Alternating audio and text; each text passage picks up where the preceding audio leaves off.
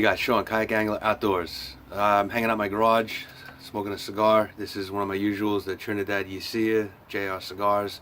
It's a good smoke, one of my favorites, favorite everyday smokes.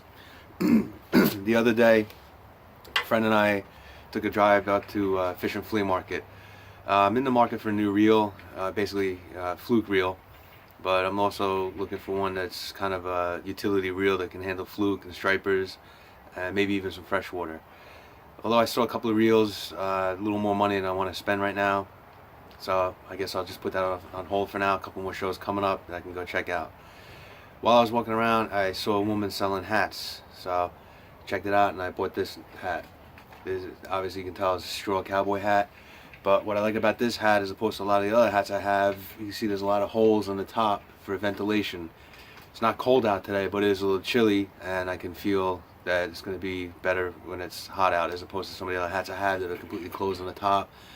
You know, it gets really hot out and I tend to sweat a lot, but this one I think will work out good. I won't wear the saltwater fishing. This is more freshwater kayak fishing, trout fishing in the streams and whatnot. So check it out in the summertime, but I can tell it's going to be a lot better than my other hats. Also, saw a guy selling subscriptions to The Fisherman. This is a really cool magazine. I used to read it years ago and I subscribed to it years ago, and for whatever reason I stopped, but it's a really good magazine.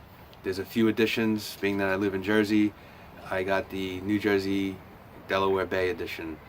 There's a couple more. I think there's a Long Island edition. There might be a Connecticut one. I'm not sure, but I know there's a couple more. First thing I noticed was it now looks like a magazine. It's got the glossy cover and back cover. When I used to get it years ago, it was all newsprint, like a newsletter kind of. But the first few pages and last few pages are glossy, but once you get in the middle, it is the newspaper print, but it's also a lot thicker than I remember. So a lot more information here. There's good articles, tips, how-tos, you know, the reports too, from where I'm at in northern Monmouth County, down to Jersey Shore, all the way down to Delaware Bay. It includes a lot of areas I've never fished before that I'm going to try to fish this year. Used to get it weekly. From what I understand now, during the winter it's not weekly. I think it's monthly, and then around April it turns into a weekly report, which is really good. Gives you a lot of good reports. I get most of my reports on Facebook. You know, they give you reports yesterday, day before, or you can even get some earlier that day, but this is a good backup. Also, with the subscription, I got a free pair of pliers. These are from Star Rods.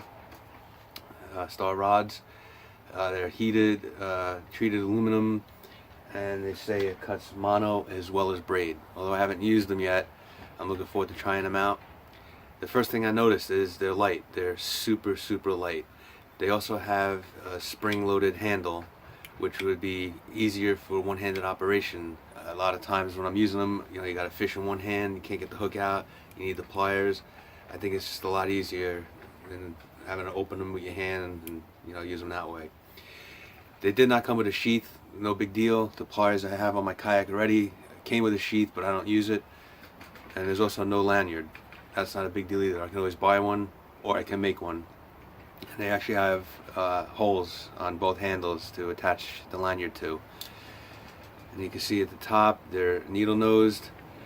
They got some crimping spots there, and right down here is the cutter.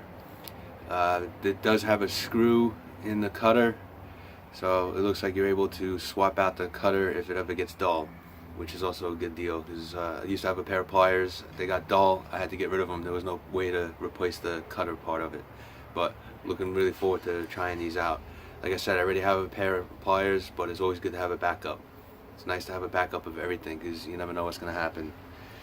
But other than that, nothing else really going on. I've been hanging out home. I've been tying a lot of flies, getting ready for the upcoming season, tying flies for stripers, trout, tying fluke teasers.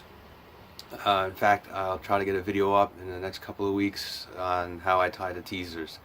I tied a whole bunch of them last year and they worked. Caught a lot of fluke on them. I also tie jigs for freshwater for largemouth. I'll get a video up on that one of these days. I either buy the jigs and tie them up, or I dig through my tackle and find jigs that don't have anything tied on them, and I'll tie them up. I use them for bass, I use them for crappie, or perch, whatever. It's really satisfying when you're catching stuff on things you tied. What's really cool is when you catch on a rod that you built too. So that's pretty much why I do all that. It's a lot of very satisfying. A lot of guys say they'll get into fly tying to save money, but I can tell you right now, you don't save money. You sometimes you wind up spending more money than if you were to go buy them. But like I said, it's more satisfaction catching something on something you tied rather than buying it. So that's pretty much what's been going on.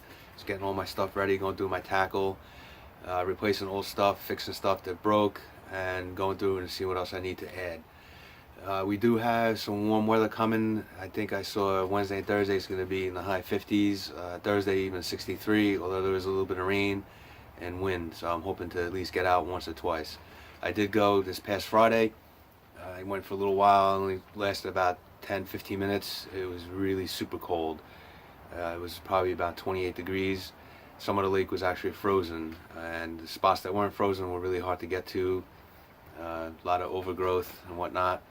So I'm looking forward to getting out maybe 1 or 2 times this week, and here it is, beginning of February, a couple more months, and then the season will start. So that's it. If you guys have any questions or comments, put them in the comment section below. Any questions, I'll answer. Let me know what you guys do for your stuff through the winter, how you organize it, what you're doing, what you're building. If you're building rods or tying flies, post it up. If you have a channel, let me know. I'll check it out. Hopefully we can help each other out. But anyway, that's it for now. I'm gonna hang out, finish smoking my cigar, go through some more tackle, read my new Fisherman magazine, see what kind of reports are going on, if any. I know a lot of the boats aren't going out. A couple are doing some late season black fishing. But for now, just gonna hang out and get ready for the season. So that's about it. As always, like this video, subscribe if you haven't, tell your friends about my channel, and until I see you guys again, tight lines, see yous on the water or in the woods, and as always, happy smoking. Alright, take care guys.